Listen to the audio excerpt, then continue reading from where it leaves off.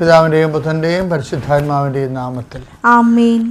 ഇന്ന് മെയ് മാസം 11 തീയതി ഞായറാഴ്ച. നമുക്ക് പ്രാർത്ഥിക്കുക. അമ്മേ പരിശുദ്ധമ്മേ, അമ്മേ പരിശുദ്ധമ്മേ, ദേവമാതാവേ, ദൈവമാതാവേ, കൃപാസനത്തിലൂടെ ഞങ്ങൾക്കും ഞങ്ങളുടെ ദേശത്തിനും അമ്മ മധ്യസ്ഥം തേടി തന്ന എല്ലാ അനുഗ്രഹങ്ങൾക്കും കൃപകൾക്കും ഞങ്ങളിപ്പോൾ ഹൃദയം നിറഞ്ഞ നന്ദി പറയുന്നു. അമ്മേ പരിശുദ്ധമ്മേ, ദൈവമാതാവേ, 2004 ഡിസംബർ 7 തീയതി ഉച്ചകഴിഞ്ഞ് 2:30 കൃപാസനത്തിൽ സംഭവിച്ച അമ്മയുടെ പ്രത്യക്ഷപ്പെടലിനെ കുറിച്ച് തിരുസഭയ്ക്ക് സമർപ്പിച്ചിരിക്കുന്ന പഠനരേഖകളുടെ സഭാത്മകമായ പഠനം ആരംഭിക്കുവാൻ ഞങ്ങൾ പ്രാർത്ഥിക്കുന്നു. അമ്മേ പരിശുദ്ധമ്മേ, ഭൂസ്വർലോകങ്ങളുടെ രാജ്ഞിയായ അങ്ങേയ്ക്ക് ഭൗമസംരക്ഷണത്തിനായി പ്രപഞ്ച പ്രകൃതിയെ തന്നെ തിരുസഭ പ്രതിഷ്ഠിക്കുവാൻ ഈ പ്രത്യക്ഷീകരണം വഴി ഇടയാക്കണമേ. പരിശുദ്ധമ്മേ, ജപമാല മാതാവേ, സകല കൃപാസനം പ്രാർത്ഥനയോടും ചേർത്ത് ഞങ്ങളിപ്പോൾ പ്രാർത്ഥിക്കുന്ന ഈ കുടുംബത്തിന്റെ പ്രത്യേക നിയോഗം മക്കളെ.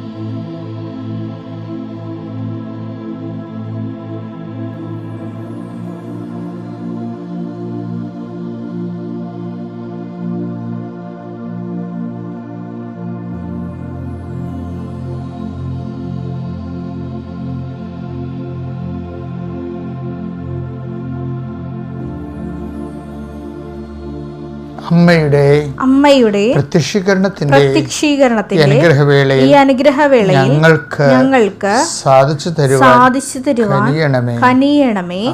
ആമേൻ. വിശ്വാസ പ്രമാണം. സർവശക്തനായ പിതാവും ആകാശത്തിന്റെയും ഭൂമിയുടെയും സൃഷ്ടാവുമായ ദൈവത്തിൽ ഞാൻ വിശ്വസിക്കുന്നു. അവിടുത്തെ ഏകപുത്രനും ഞങ്ങളുടെ കർത്താവുമായ ഈശോമിശിഹായിലും ഞാൻ വിശ്വസിക്കുന്നു. ഈ പുത്രൻ പരിശുദ്ധാത്മാവിനാൽ ഗർഭസ്ഥനായി കന്യകാമറിയത്തിൽ നിന്ന് പിറന്ന് പൊന്തിയോസ് പീലാത്തോസിന്റെ കാലത്ത് പീഡകൾ സഹിച്ച് കുരിശിൽ തറയ്ക്കപ്പെട്ട് മരിച്ച് അടക്കപ്പെട്ട് പാതാളങ്ങളിൽ ഇറങ്ങി മരിച്ചവരുടെ ഇടയിൽ നിന്ന് 3-ാം നാൾ ഉയർത്ത് സ്വർഗത്തിലേക്ക് എഴുന്നള്ളി സർവശക്തിയുള്ള പിതാവായ ദൈവത്തിന്റെ വലതുഭാഗത്തിരിക്കുന്നു. അവിടെ നിന്ന് ജീവിക്കുന്നവരെയും മരിച്ചവരെയും വിധിക്കുവാൻ വരുമെന്നും ഞാൻ വിശ്വസിക്കുന്നു. പരിശുദ്ധാത്മാവിലും ഞാൻ വിശ്വസിക്കുന്നു. വിശുദ്ധ കത്തോലിക്കാ സഭയിലും പുണ്യവാന്മാരുടെ ഐക്യത്തിലും പാപങ്ങളുടെ മോചനത്തിലും ശരീരത്തിന്റെ ഉയർപ്പിലും നിത്യമായ ജീവിതത്തിലും ഞാൻ വിശ്വസിക്കുന്നു. ആമേൻ. സ്വർഗ്ഗസ്ഥനായ ഞങ്ങളുടെ പിതാവേ, അങ്ങയുടെ നാമം പൂജിതമാകണമേ. അങ്ങയുടെ രാജ്യം വരണമേ. അങ്ങയുടെ തിരുമനസ് സ്വർഗത്തിലെ പോലെ ഭൂമിയിലും ആകണമേ. അന്നു വേണ്ടുന്ന ആഹാരം ഇന്ന് ഞങ്ങൾക്ക് തരണമേ. ഞങ്ങളോട് തെറ്റ് ചെയ്യുന്നവരോട് ഞങ്ങൾ ക്ഷമിക്കുന്നത് പോലെ ഞങ്ങളുടെ തെറ്റുകൾ ഞങ്ങളോടും ക്ഷമിക്കണമേ. ഞങ്ങളെ പ്രലോഭനത്തിൽ ഉൾപ്പെടുത്തരുതേ, തിന്മയിൽ ഞങ്ങൾ രക്ഷിക്കണമേ. ആമേൻ. നന്മ നിറഞ്ഞ മറിയമേ, സ്വസ്തി. കർത്താവ് അങ്ങയുടെ കൂടെ സ്ത്രീകളിൽ അങ്ങ് അനുഗ്രഹിക്കപ്പെട്ടവളാകുന്നു. അങ്ങയുടെ ഉദരത്തിൻ ഫലമായി ഈശോ അനുഗ്രഹിക്കപ്പെട്ടവനാകുന്നു. പരിശുദ്ധ മറിയമേ, തമ്പുരാന്റെ അമ്മേ, പാപികളായ ഞങ്ങൾക്ക് വേണ്ടി ഇപ്പോഴും ഞങ്ങളുടെ മരണസമയത്തും തമ്പുരാനോട് അപേക്ഷിക്കണമേ. ആമേൻ. കർത്താവേ, മെയ് 11 തീയതിയാണെന്ന്. മെയ് മാസം 11 തീയതി ഞായറാഴ്ച അങ്ങയുടെ മക്കളുടെ ദിവസം. കർത്താവിൻ്റെ ദിവസം പരിശുദ്ധമായി ആചരിക്കണമെന്ന് പറഞ്ഞതിൻ്റെ അതേ ഭയത്തോടും ഭവ്യതയോടും കൂടി അങ്ങയുടെ ദിവസത്തെ ആചരിക്കാൻ അങ്ങയുടെ മക്കളെ സഹായിക്കണമേ ഈശോയെ. കർത്താവെ, ദൈവപൈതന്മാർ ഈ ഭൂമിയിൽ ജീവിക്കണ പോലെ മാതൃകയായിട്ട് ജീവിക്കാൻ ഞായറാഴ്ച എങ്ങനെയാണ് ഉപയോഗിക്കുക? പണ്ട് പരസ്നേഹ പ്രവൃത്തികളും ഭക്തകൃത്യങ്ങളും പരസ്നേഹ പ്രവൃത്തികളും ദൈവവചനം കേട്ടും വചനം ജീവിതത്തെ പ്രാവർത്തികമാക്കാൻ ശ്രമിച്ചും അങ്ങനെ ദൈവത്തിൻ്റെ മക്കളെപ്പോലെ ഞായറാഴ്ച ജീവിക്കാൻ സഹായിക്കണം പ്രാർത്ഥിക്കുന്നു. കർത്താവ്, ഞങ്ങളുടെ കുടുംബത്തിൽ ഞായറാഴ്ചയാണ് എല്ലാ പാപങ്ങളും ചെയ്ത് കൂട്ടുന്ന ദിവസം, കർത്താവിൻ്റെ ദിവസം. അപ്പം അങ്ങനെ പ്രാക്കുപെട്ട കുടുംബത്തെ പ്രാക്കുപെട്ടതാക്കിയിട്ടുള്ള ആൾക്കാരുണ്ട്. വെള്ളമടിക്കുന്നതും കൂട്ടുകമ്പനി കൂടുന്നതും കുപ്പിക്കൂട്ടങ്ങൾ കൂടുന്നതും അതുപോലെ തന്നെ പങ്കുവെച്ച് കുടിക്കണതും എല്ലാ വൃത്തികേടുകളും ചെയ്യുന്ന ഞായറാഴ്ചയാണ്. അപ്പം അങ്ങനെ നാശം പിടിച്ചൊരു കുടുംബത്തിലേക്ക് വരുന്ന ഒരവസ്ഥ വരുന്നതാണ്. ആ കുടുംബത്തിൽ ജീവിക്കുന്ന വിശുദ്ധാത്മാക്കളുണ്ട്. അവരിതൊന്നും കണ്ടും കേട്ടും കാണത്തില്ല. പക്ഷേ എല്ലാ പാപികളും അവർ കുടുംബത്തിൽ ഒറ്റപ്പെടുത്തുന്നുണ്ട്. അവർ ഒറ്റയ്ക്ക് നിന്ന് ഭരിക്കുകയാണ്. പിന്നെ വീട്ടിൽ നിന്നെങ്ങാനും പോകാമെന്നൊക്കെ വിചാരിച്ച് നിൽക്കുന്നവരുമുണ്ട്. എന്നാലും ശരി, നീ അവിടെ നിൽക്കണം, കുറച്ച് നിൽക്കണത്രയും കാലം നീ നിന്ന് അതിനു വേണ്ടി പ്രാർത്ഥിച്ച് ആ കുടുംബത്തെ പൈശാചിക സ്വാധീനത്തിൽ നിന്ന് ഒഴിവാക്കാൻ ദൈവം തൻ്റെ ദൂതനെപ്പോലെ നിന്നെ ആ കുടുംബത്തേക്ക് വിട്ടിരിക്കണമെന്നൊരു ബോധം നിനക്കുണ്ടാവണം. എൻ്റെ കർത്താവിൻ്റെ ഉന്നതമായ നാമത്തിൽ ഇന്ന് ഏതെങ്കിലും പ്രത്യേകമായ കുടുംബ ദൗത്യത്തിനായി പോകുന്നവരെ, ജീവിത ദൗത്യത്തിനായി പോകുന്നവരെ കർത്താവിൻ്റെ നാമത്തിൽ ആശ്രയിക്കപ്പെടട്ടെ എന്ന് പ്രാർത്ഥിക്കുന്നു. നാളെ തിങ്കളാഴ്ച കൊടുക്കാമെന്ന് പറഞ്ഞവരുണ്ട്, അതുപോലെ തന്നെ ചെയ്യാമെന്ന് പറഞ്ഞവരുണ്ട്. ഇങ്ങനെ കുറേ വാക്കുകൾ നമ്മൾ കൊടുത്തിട്ടുണ്ട്. അതിനൊക്കെ പരക്കം പാഞ്ഞ് പരിവേശപ്പെട്ട് നടക്കുന്ന വ്യക്തികളുണ്ട്. അവരെ എല്ലാം സന്ധിക്ക് സമാധാനപ്പെടുത്തുകയും ചെയ്യട്ടെ. നിൻ്റെ വലത്തും ഇടത്തും വീട്ടിലും വഴിയിലും ജലത്തിലും കരയിലും മുകളിലും ഹൃദയത്തിലും കർത്താവിൻ്റെ ചൈതന്യം വർഷിക്കട്ടെ.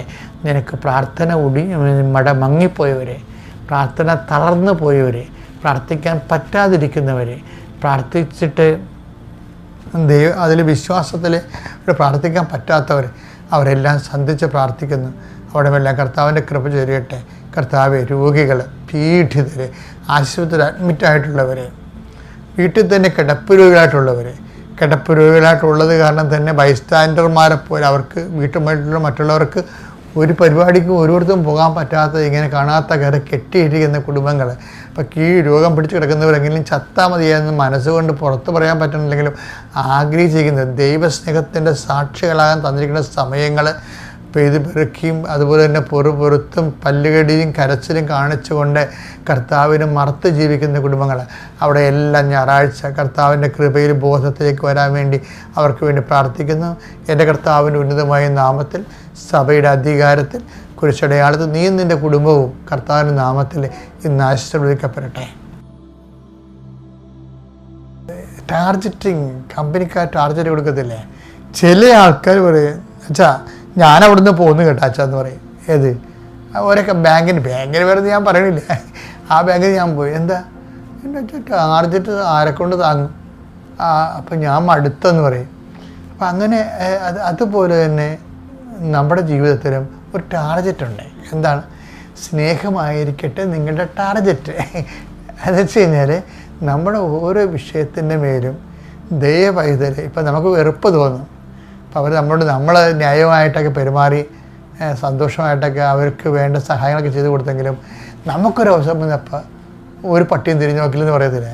അപ്പോൾ അവർക്ക് വെറുപ്പ് തോന്നും. അപ്പോൾ കർത്താവിൻ്റെ വചനം എന്ന് പറയും, വെറുപ്പായിരിക്കട്ടെ നിങ്ങളുടെ ലക്ഷ്യമൊന്നുമല്ല, സ്നേഹമായിരിക്കട്ടെ നിങ്ങളുടെ ടാർജറ്റ്. അപ്പോൾ എങ്ങനെ എല്ലായിടത്തും സ്നേഹത്തിന് ടാർജറ്റായി കഴിഞ്ഞാൽ ഉണ്ടല്ലോ, നിങ്ങൾ എക്വിപ്ഡാവും, ആംഡാവും, നിങ്ങളുടെ പ്രതിരോധ ശക്തി വർദ്ധിക്കും. അപ്പോൾ നിങ്ങൾക്ക് എല്ലാത്തിനെയും അതിജീവിക്കാൻ കഴിയും. അങ്ങനെയാണ് സ്നേഹം എല്ലാത്തിനെയും അതിജീവിക്കുന്നുവെന്ന് 1 Corinthians 14:1. സ്നേഹമായിരിക്കട്ടെ നിങ്ങളുടെ ലക്ഷ്യം. ഇപ്പോൾ ചില ബിസിനസ് കമ്പനിക്കാരൊക്കെ ടാർജറ്റ് കൊടുക്കത്തില്ലേ? അതുപോലെ ബൈബിൾ നമുക്ക് തരുന്ന ടാർജറ്റ് എന്താണ്? സ്നേഹമാണ്. ഇപ്പം നിങ്ങൾ ഒരു ആളെ സഹായിച്ചാലും പ്രാർത്ഥിച്ചാലും ഒരു പ്രവർത്തനം ചെയ്താലും, ഇപ്പം ജർമ്മനും അതുപോലെ തന്നെ ഫ്രഞ്ചുമൊക്കെ പഠിപ്പിച്ചു കൊടുക്കണം, ട്യൂഷൻ കൊടുക്കണമല്ലേ? കൂട്ടുകാർക്ക് അത് ട്യൂഷനൊക്കെ കൊടുക്കും. അപ്പോൾ നമ്മൾ വിചാരിക്കും കൂട്ടുകാർ നമ്മളോട് കുറച്ചുകൂടി പ്രതിപത്തിയുള്ളവരായിരിക്കും എന്നൊക്കെ. അതാണ് നമ്മൾ ഉദ്ദേശിക്കുന്നത്. പക്ഷെ അതല്ല, അത് അറിവില്ലാത്തവരെ പഠിപ്പിക്കുക എന്ന് വെച്ചാൽ കാരുണ്യപ്രവൃത്തിയല്ലേ? അപ്പോൾ ദൈവസ്നേഹത്തിൻ്റെ പേരിലാണ് നിങ്ങൾ ആ ജർമ്മൻ പഠിപ്പിച്ചു കൊടുക്കണമെങ്കിൽ അത് സ്നേഹമായിരിക്കട്ടെ നിങ്ങളുടെ ലക്ഷ്യം. ഇപ്പോൾ എന്ത് ചെയ്താൽ എക്സ്ട്രാ ചെയ്യുന്ന കാര്യങ്ങളല്ല, എക്സ്ട്രാ ചെയ്യുമ്പോഴേ നമുക്ക് പെയിൻ ഉണ്ടാവുകയെ. നമുക്ക് സഹിക്കാൻ പറ്റുന്നതിനേക്കാൾ കൂടുതലാകുമ്പോഴാണ് വേദന എന്ന് നമ്മൾ പറയണത്. സഹിക്കാൻ പറ്റുന്നതാണെങ്കിൽ നമ്മൾ മൈൻഡ് ചെയ്യത്തില്ല അല്ലേ? പല്ലുവേദന, എനിക്ക് 2-3 ദിവസം വേദന ഉണ്ട്, ഞാൻ ശ്രദ്ധിച്ചില്ല. ഇന്നിപ്പോൾ ഒരു ഭക്ഷണം കഴിച്ചപ്പോൾ പല്ലിട്ട് കൊണ്ട്, അപ്പോൾ എക്സ്ട്രാ വന്ന വേദനയാണ്. 2-3 ദിവസമായിട്ട് എനിക്ക് വേദന ഉണ്ട്, പല്ലുവേദന ഉണ്ട്. ഇന്ന് വർഷം കഴിഞ്ഞപ്പോൾ ആ പല്ലിന് ആ വേദനയുള്ള പല്ലേ വെച്ച് കടി കിട്ടി. അത് ഇറച്ചിയായാലും വേറെ എന്ത് സാധനം കടിച്ചപ്പോൾ അവിടെ വേദന എടുത്ത്. ഇപ്പോൾ എക്സ്ട്രാ വേദന വന്നപ്പോൾ സഹിക്കാൻ പറ്റാത്തതായി. അപ്പോൾ അത് വേദനയായി. എക്സ്ട്രാ വരുന്ന വേദനയാണ് വേദന എന്ന് പറയണത്. അപ്പോൾ എക്സ്ട്രാ വരണ എന്ത് ചെയ്യാവുന്നതാണ്? എക്സ്ട്രാ വരുന്ന വേദന എന്ത് ചെയ്യണം? അത് കർത്താവിൻ്റെ സഹനങ്ങൾ കൂട്ടിച്ചേർക്കുക. അതാണ് വിശേഷ വിധിയായി നിങ്ങൾ എന്താണ് സഹിക്കുന്നത് എന്താണ് ചെയ്യുന്നത്. മത്തായി 5:47 എടുത്തേ. സഹോദരങ്ങളെ മാത്രമേ നിങ്ങൾ അഭിവാദനം ചെയ്യുന്നുള്ളെങ്കിൽ വിശേഷവിധിയായി എന്താണ് നിങ്ങൾ ചെയ്യുന്നത്? ചെയ്യുന്ന കാര്യമായാലും ശരി, ചൊല്ലുന്ന കാര്യമായാലും ശരി, വേദനയായാലും ശരി, എക്സ്ട്രാ വരുന്നതിനാണ് മാർക്കുള്ളത്. മനസ്സിലായില്ലേ? വിശേഷവിധിയായി നിങ്ങൾ എന്താണ് ചെയ്യണത്? വിശേഷവിധിയായി നിങ്ങൾ എന്താണ് വേദനിക്കുന്നത്? ഇപ്പം നമുക്കൊരു കുഞ്ഞിനെ വളർത്തിക്കൊണ്ടുവരാൻ മാതാപിതാക്കന്മാർക്ക് സ്വാഭാവികമായിട്ടുള്ള ചില ഭാരങ്ങളുണ്ട്, അല്ലേ? ഇപ്പോൾ ചില കുഞ്ഞുങ്ങൾക്ക് ഓട്ടിസമൊക്കെ ഇരിക്കും. അപ്പോൾ അത് എക്സ്ട്രാ മറ്റു കുഞ്ഞുങ്ങൾക്കില്ലാത്ത ഒരു 1000 കുഞ്ഞുങ്ങളിൽ ഒരു കുഞ്ഞിനൊക്കെ അത് വരത്തുള്ളൂ. അപ്പോൾ അത് എക്സ്ട്രായാണ്. വിശേഷവിധിയായി നിങ്ങൾ എന്താണ് ചെയ്യേണ്ടത്? അതാണ് വേദന എന്ന് പറയുന്നത്, എക്സ്ട്രാ വരണത്. ഇപ്പം നിങ്ങൾ മര്യാദക്കൊക്കെ ജീവിക്കുന്നു. ഞാനെന്നെ കുഞ്ഞുനാളിൽ ചിലർ പറയും, ഞാൻ കുഞ്ഞുനാളും മുതലൊക്കെ ദൈവത്തെ ഒപ്പിച്ച് പള്ളിയൊക്കെ പ്രാർത്ഥനയൊക്കെ ജീവിക്കുകയാണ്, പക്ഷേ എനിക്കിത് വന്നല്ല എന്ന് അങ്ങനെ പറയും. ഞാനൊരു മദ്യപാനത്തിനും ഇല്ല, ഞാനൊരു പുകവലിക്കും ഇല്ല, എന്നാലും എനിക്ക് ഫാറ്റ് ലിവർ വന്നല്ല എന്ന് പറയത്തില്ലേ ആൾക്കാർ, പറയത്തില്ലേ അങ്ങനെ? അതായത് ഇതൊക്കെ മദ്യപാനികൾക്ക് വന്ന രോഗമാണ്, ഞാൻ ഇതൊന്നും ഇല്ല, എന്നിട്ട് എനിക്ക് എക്സ്ട്രാ വന്നല്ല. എക്സ്ട്രാ വരുന്നതാണ് നമുക്ക് റീഡിങ് ആയിട്ടുള്ളത്, കർത്താവിന് സമർപ്പിക്കാൻ പറ്റുന്ന അതാണ്. അതെന്ത് ചെയ്യുക വെച്ചാൽ, നിൻ്റെ ഉത്തരവാദിത്തം അല്ലാതെ തന്നെ ഈ മനുഷ്യന്മാരുടെ ജീവിതത്തിൽ എക്സ്ട്രാ വേദനകൾ വരും. അപ്പോൾ ബുദ്ധിയും ബോധവും ഉള്ള വിശ്വാസികൾ എന്ത് ചെയ്യുമെന്ന് പറഞ്ഞാൽ, എക്സ്ട്രാ വരുന്ന സംഭവം എന്ത് ചെയ്യും? അത് കർത്താവിൻ്റെ മരണത്തെ പ്രഖ്യാപിക്കാനായി ഉപയോഗിക്കും. മനസ്സിലായില്ലേ? നമ്മുടെയൊക്കെ ഒരു ഗുണം അതാണ്. ഇപ്പം ഞാനൊക്കെ എനിക്ക് ഈ കിഡ്നിയുടെ അസുഖമില്ല, ശരിക്കും പറഞ്ഞാൽ ഞാനെന്ത് കർത്താവിൻ്റെ പേരല്ലേ ചെയ്യണത്? 24 മണിക്കൂറും കർത്താവിൻ്റെ പേരെ ചെയ്യുന്നു. ഞാൻ ഇങ്ങനെ വേറെ എക്സ്ട്രാക്ക് ഒന്നും വേറെ ഒരു ലിഷറിനൊന്നും പോകത്തില്ല. എവിടെയെങ്കിലുമൊക്കെ പോയാലും പിറ്റേ ദിവസം അപ്പം തന്നെ എൻ്റെ ജോലി ശുശ്രൂഷ കഴിഞ്ഞാൽ തിരിച്ച് നാട്ടിലെത്തും. അപ്പോൾ ഞാൻ അങ്ങനെ അമ്യൂസ്മെൻറ്റിനൊന്നും ഇല്ല. പക്ഷേ എനിക്കിങ്ങനെ ഡിസീസ് വന്നില്ലേ? അപ്പോൾ എന്നിട്ട് ഞാനിതിനെക്കുറിച്ച് യേശുവിൻ്റെ കംപ്ലയിൻറ്റ് ചെയ്യുകയൊന്നും ചെയ്തില്ലല്ലോ. മാസത്തിൽ ഒരു 3 പ്രാവശ്യം നീർക്കെട്ടൽ വരും, ശ്വാസം മുട്ടലും വലിവും ചുമയൊക്കെ വരും, കഫമൊക്കെ കെട്ടലുണ്ടാകും. നീർക്കെട്ടലിങ്ങനെ ബോഡി വേർത്ത് കഴിഞ്ഞാൽ അങ്ങനെ തന്നെ പതിരെ പിടിക്കും, ശ്വാസകോശത്തെ ബ്ലോക്ക് ചെയ്യും, പിന്നെ അത് പനിയായിട്ട് മാറും. അപ്പോൾ ഒരു സ്വസ്ഥത നമുക്കുണ്ടാകത്തില്ല.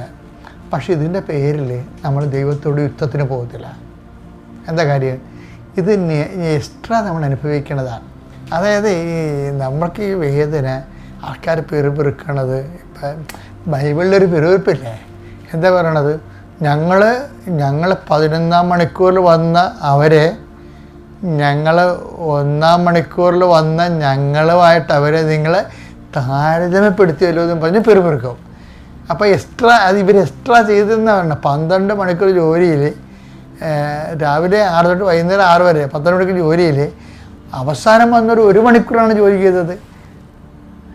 പകലിൻ്റെ മുഴുവൻ ചൂടും വെയിലും കൊണ്ട് ഞങ്ങളെ അവരോട് താരതമ്യപ്പെടുത്തിയല്ലോ എന്ന് പെറുപിറുക്കും. ഇത് എക്സ്ട്രായാണ്. അവർക്ക് ജ്ഞാനമില്ലാത്തത് കൊണ്ട് അങ്ങനെ സംഭവിക്കുന്നത്. ദൈവം അറിയാതെ ഒരു എക്സ്ട്രായും സംഭവിക്കത്തില്ല. മറ്റ് ഇപ്പം നിൻ്റെ നാത്തുവിനേക്കാളും നിൻ്റെ അനിയത്തേക്കാളും നിൻ്റെ ചാച്ചനേക്കാളും നിൻ്റെ ചേച്ചിയേക്കാളും ഒക്കെ നിനക്ക് എക്സ്ട്രാ ആയിട്ടുള്ള പ്രയാസങ്ങളുണ്ടെങ്കിൽ അത് കർത്താവിനേക്ക് വരവെക്കാൻ വേണ്ടിയുള്ളതാണ്. മനസ്സിലായില്ലേ? അതെന്താണ്? അത് കർത്താവിൻ്റെ മരണത്തെ അവർ പ്രഖ്യാപിച്ചുകൊണ്ട് ഉയർപ്പ് വിശ്വസിച്ചുകൊണ്ട് ഉന്നതമായ വിജയം കൈവരിക്കാൻ വേണ്ടിയുള്ള നിത്യതയ്ക്ക് വേണ്ടിയുള്ള അച്ചാരങ്ങൾ നിന്നോടും, അച്ചാരം മാത്രമല്ല അതിന് മുതലടയാനുള്ളത് കൂടി നിന്നോട് വാങ്ങിക്കുകയാണ്. അത് ബോധത്തോടെ പ്രാർത്ഥിക്കുമ്പോൾ കർത്താവ് നിനക്ക് വെളിപ്പെടുത്തി തരേണ്ടതാണത്.